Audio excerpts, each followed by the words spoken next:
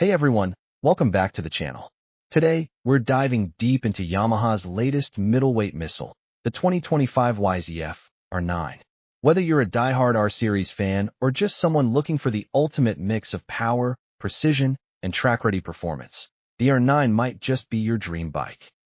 For years, the supersport category felt a little neglected, with the R6 going track-only and the R1 being a bit too much for everyday riders. There was a gap.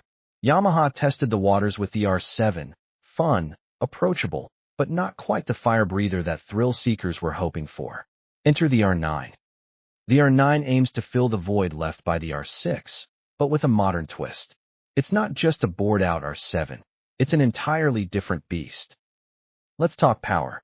At the heart of the R9 is the same 890 cubic centimeters inline triple engine we've seen in the MT-09 and XSR 900, but tuned for the track.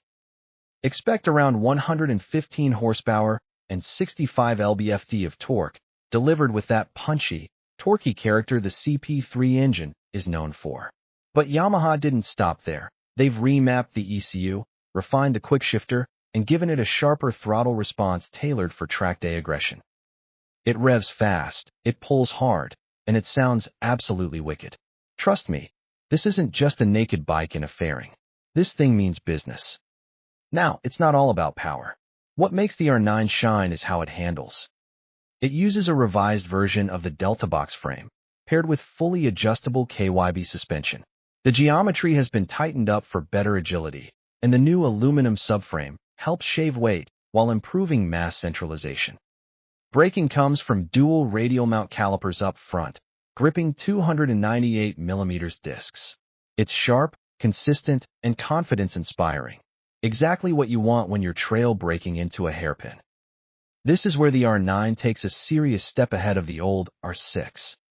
Yamaha's latest 6-axis IMU brings MotoGP-inspired tech to the middleweight category.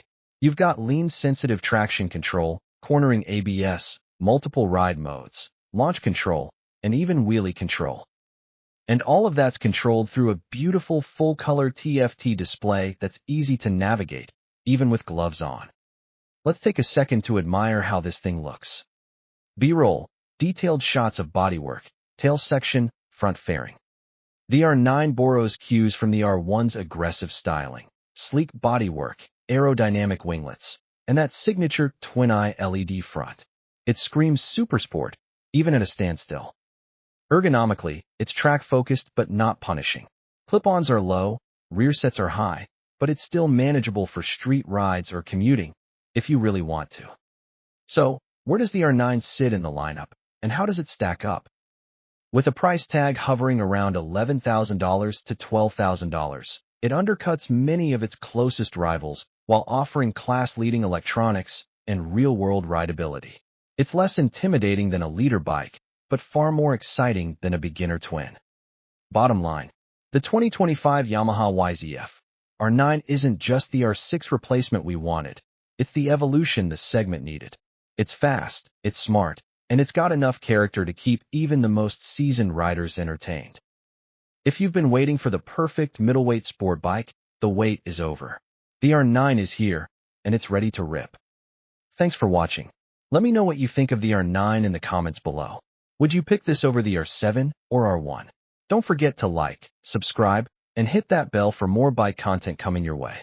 See you in the next one. Ride safe.